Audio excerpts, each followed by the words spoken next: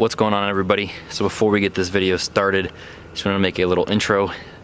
Hope all you guys are having a great Christmas. Today's Christmas Eve, and we are just about getting ready to head to church. Just finished up this video for you guys. This video, I just wanted to be like a little recap of 2019 and just show you guys how far we have come in the past 7 months. Started off a little bit early with about a year ago of where the car was at, but 7 months ago we were just starting up the RX-7 and just starting to do more videos and stuff. Just wanted to say, after making this whole video, I really appreciate all you guys, and hope you guys enjoyed this video. It's a really cool just little timeline of everything that happened this year, and next year's gonna be a hell of a lot better. So hope you guys stick around, and I hope you guys like this video. Let me know down below, and Merry Christmas.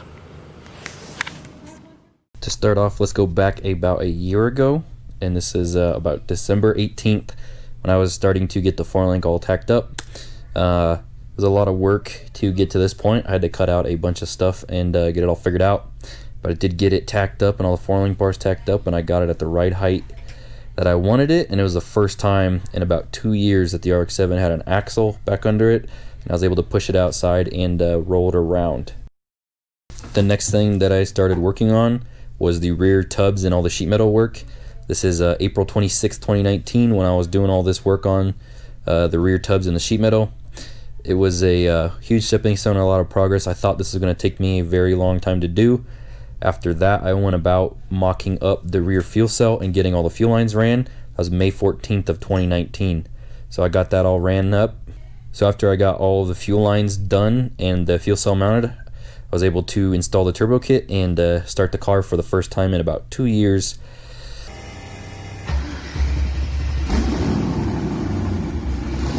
May 22nd was the first start after 2 years. The car was running pretty rough, and it was the first time I was trying to figure out the Holly and trying to get it to idle right. The first time with me ever trying to mess with it just myself and not having somebody else tune it. Oh gosh dang, son, what are we doing? Cruising the RX-7 in the parking lot? Cruising the RX-7 in the parking lot. The next day, May 23rd, me and Wyatt took it out for a drive. We ended up taking it to the gas station, and it did really well. No leaks, no nothing, no issues. So after that, we drove it over to Kyle's shop, or some of you guys might know him.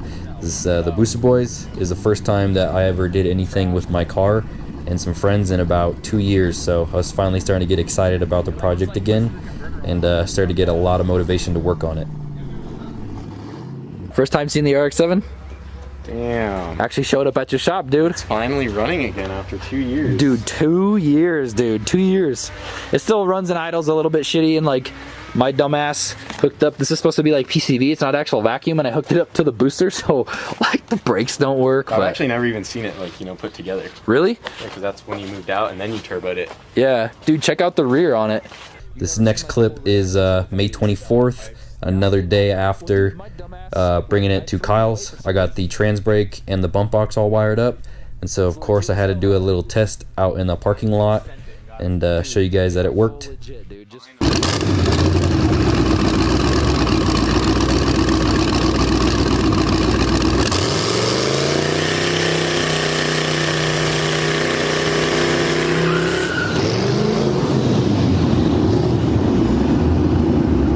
Alright, so I got the RX-7 ready. We're gonna put on the dyno. Wyatt's driving. This is not gonna go good, I feel like. I even got the button, bro. It's like the self-destruct button. May 27, 2019. I messaged Brent. He said the dyno was open and we could use it to tune the RX-7. So at first it started off slow and steady. As you guys saw from the beginning clip and intro of that video, I was not very confident in doing the tune myself. This is my first time tuning anything by myself, or really at all. My first time tuning anything. I've had plenty of pointers from my friend Derek, or you guys know him as at Slower Than You, but he still never showed me exactly how to tune, just the concept of it. So I also watched a lot of Sloppy Mechanic stuff and learned quite a bit of stuff from him. I didn't feel very confident, but the only way to learn is to try and fail. So as you guys can see, we slowly progressed through some boost, hit some boost cut. I was trying to be nice to it, giving it just low timing, and it was like breaking up and stuff, so we gave it a couple degrees. I'll show you guys some progression as we go through in the videos. think we went like 500 some horsepower, and then cranked it up to like 22 pounds of boost, and then gave it I think 2 degrees of timing to give it 14 degrees total. And I should have known as it was going on. I didn't feel very good. I got really greedy with power, and the car was starting to die on decel after we would do a pull. I should have known that there was something up. On 25 pounds of boost and 14 degrees of timing, it let go and blew up. But let's go back a little bit before that. For anybody who does not remember, the motor that was in the RX-7 originally was a Gen 3. It had quite a bit of miles on it already. It was an old junkyard motor. I got it from my friend Nick, and he had it for about 3 years, and it lived anywhere from 700 to 900 horsepower.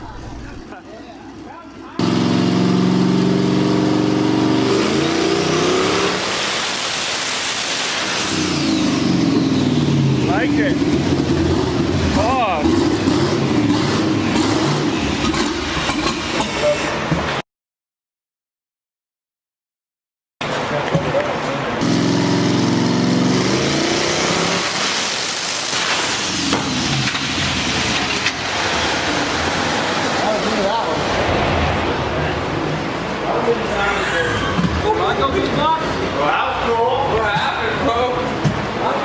After it blew up, I didn't feel very confident in tuning it myself, but of course I thought maybe it was just too greedy on the Gen 3 rods. I mean, it could also have been that the motor was just ready to go at any point because it had been abused for so long. So I felt a little bit defeated after that dyno day because I didn't even get to drive it without feeling the power at all on the street. We just cruised it lightly on the street and then took it right to the dyno and blew it up.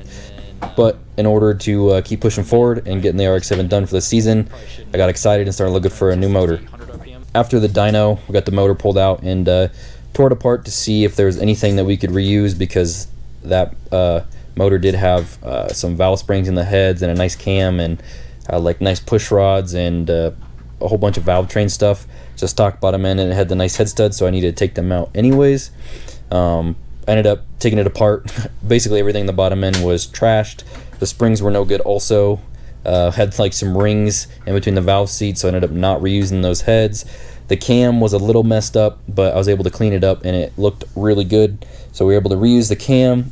I ended up finding a Gen 3 short block with the heads just bare stock with a good crank in it for cheap, and then my machinist ended up having some Gen 4 pistons and rods, so I ordered some new valve springs and retainers, just some cheap Summit ones, got some LS9 gaskets, and just some standard size bearings for everything and some new rings, and that was all the parts that we needed for the new motor setup.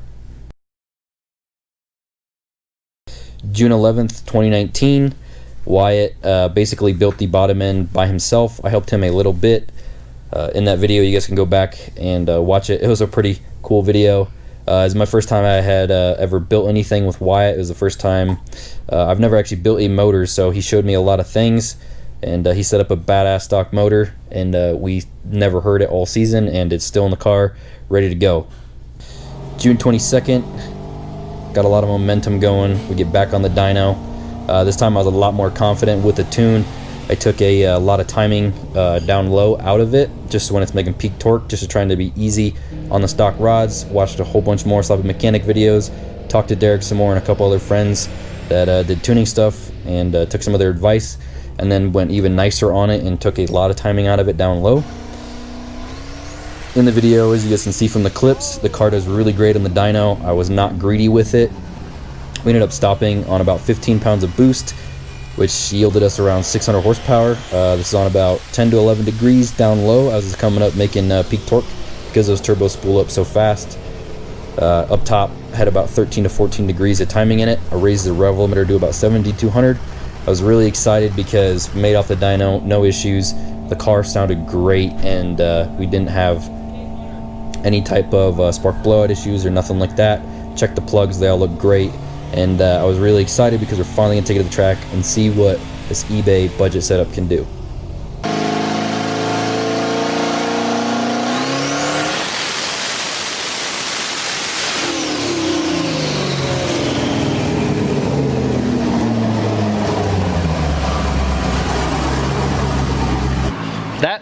line looks really good, but timing, I mean, like it's really flat. So Solid. made like about right at like 14 to 15 pounds right there. Made 609. So Just gonna leave her there. yeah.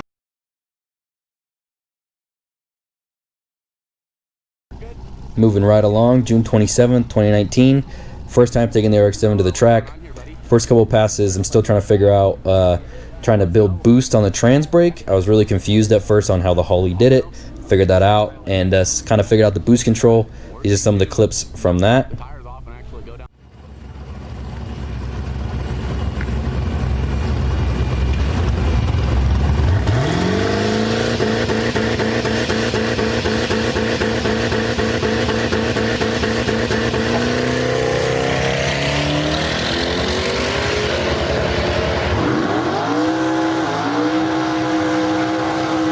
Right away after launching it, we noticed the car needs a 4-link adjustment. My first guess was way off. Every time we launch it, the car separates super fast and then it would bounce. And so I think that was the reason why I couldn't really give it much on the hit without it spinning. And these first couple of passes show that it's super lazy out of the hole, as Wyatt says and I say in the video, and then it takes off like a rocket, and it is the fastest thing I've ever been in, and it's been probably 3 years since I've ever been in a car down the track.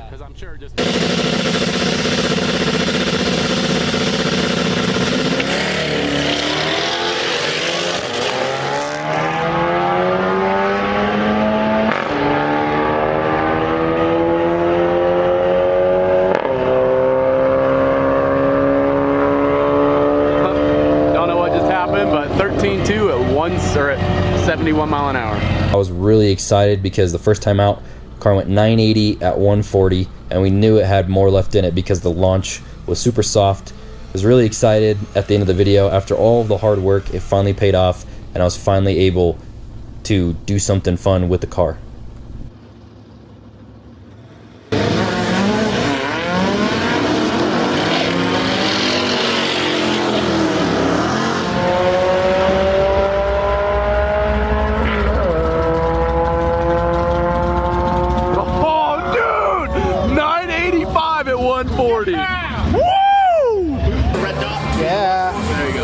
Now we're going. Celebrating with some Ronas, baby.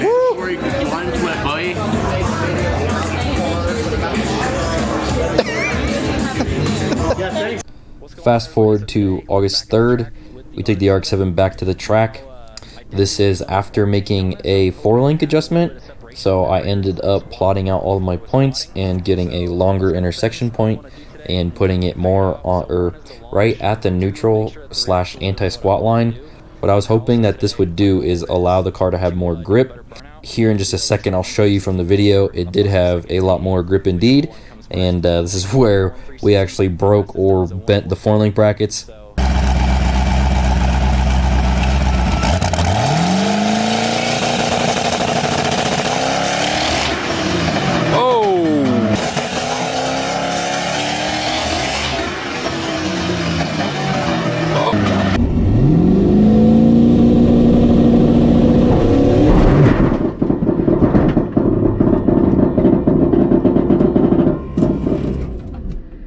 This caused the axle to rotate, and when it did that, it broke the U-joint and destroyed the drive shaft. I'll have some pictures of that, just showing you guys some of the damage.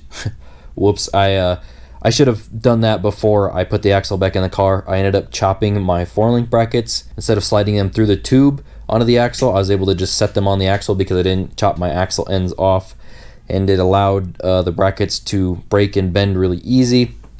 It's all good, easy fix. I ended up welding these caps over the axle, welded the caps to the brackets, and then the caps to the axle. It ended up making it very strong and was a quick, easy fix. So that way we get the car ready and tested for Cletus and Cars Houston, and that's the next event that we went to.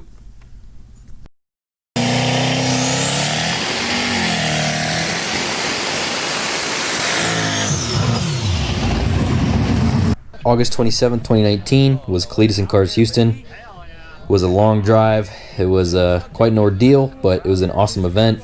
It was really hot that day, caused the intake air temps to go through the roof. So the car just seemed like it was down on power and has having a couple issues. One of them, later on, we found out the spark plug wires causing the car to misfire, and the torque converter was broken too. It's when we first started to notice it down in Texas. The new bar change seemed to work really good. Seemed like the car was hooking up way better than the 60 foot. It's the same bar change that's on it now. So I ended up leaving that bar change on it. The axle brackets seem really good also. No issues with them.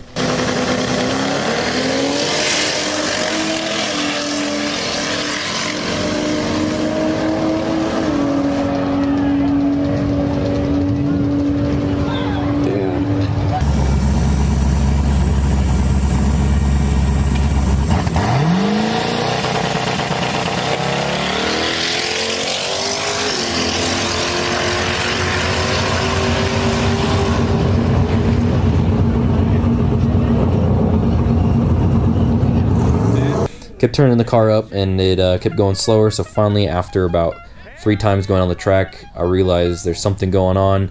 Nothing we can do about it down here in Houston. Let's just enjoy the day, hang out with everybody, and meet everybody. We get back from Texas, go back to the track a couple more times, I think once or twice, realize there is a noise coming from the transmission area. So I went ahead and took the transmission out, got a new converter, got a 9.5-inch PTC.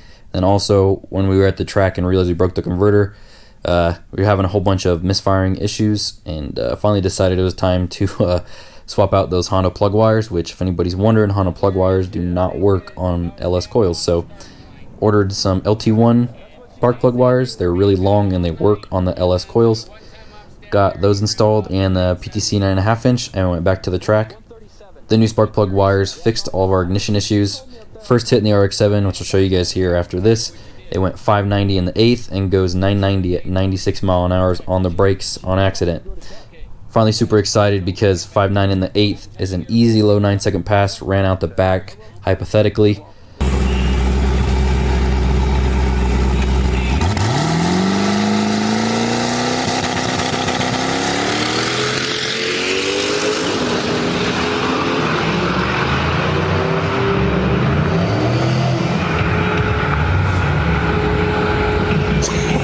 Big dumb idiot. 996.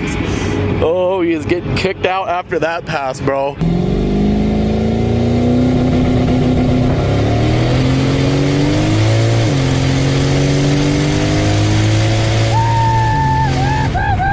Do a couple more passes in the RX-7, get it dialed in a little bit better. Ended up doing a 12860, which is the best 60 foot in the car it's ever done.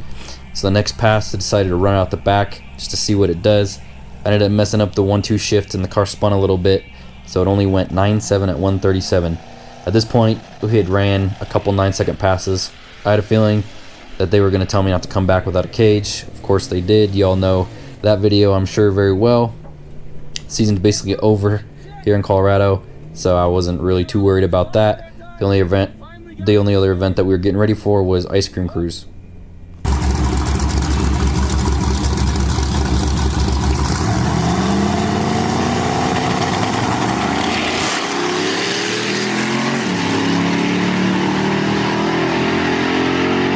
Baby, go! Go! Oh, 972 at 137. I still think he let out, bro. Oh, yeah. He definitely. October 22nd, 2019, we head to Ice Cream Cruise. The first day was just the car show. We had a bunch of fun meeting everybody. It was really awesome to see everybody. The next day was the 8th mile racing. I signed up for the small tire class. Wasn't really expecting the RX-7 to be that competitive just because there was so many really fast small tire cars there. So I got 2 test passes. The first test pass, the bump didn't end up working right, so it messed me up a little bit, had to adjust that. But the first test pass, the RX-7 goes 606 in the 8th, which isn't as fast as we've gone in Colorado, but it's still good enough for first pass at a different elevation.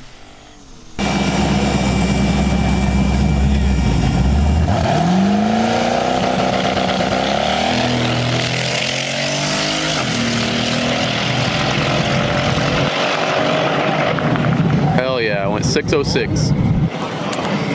This is the second test pass. Fixed the bump. The car spins a little bit in the left lane, so I just ended up pedaling it, knowing that if I went out the back with it, it wasn't going to do a good time regardless, so didn't matter. Turned in my 606 time to see where I would get placed.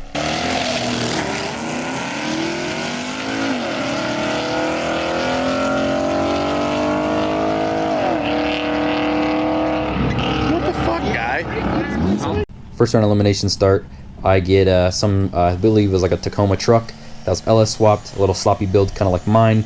It had made quite a bit of power, the dude had said, but it was really similar to the times in my car. I think his truck was running low sixes all day, so it should be a close race.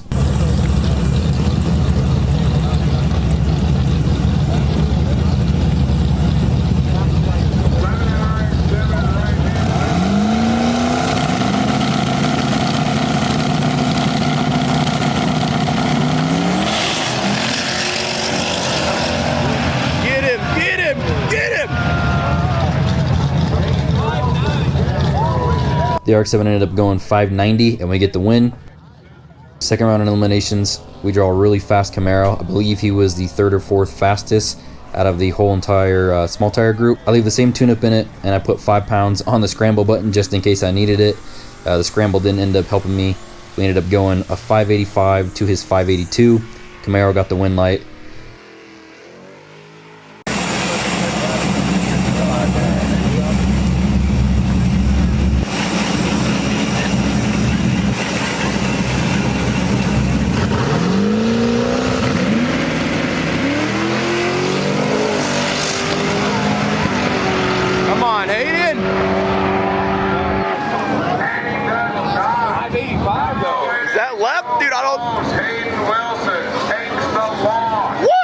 During the last pass, show this picture right here. We hooked the alternator belt and the car overheated on the way back to the pits. Nonetheless, it was a fun-ass event, and it was really surprising to see that we even made it into a second round with small tire. After this event, I began tearing down the RX-7, doing the tube front and everything like that with the big turbo and all that stuff. This is the 7-month journey of the RX-7.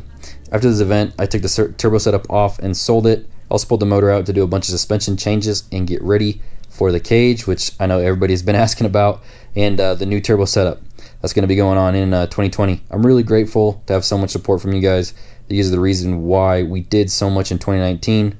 I appreciate all of you guys and hope to go even faster and have even more fun in 2020. Next event we're planning to have the RX-7 ready for is Cleetus and Cars Bradenton, April 4th, 2020. Hope to see you guys there. Thank you guys for coming with us on this journey. I hope you're excited for 2020. Merry Christmas, everybody, and until next year, see ya.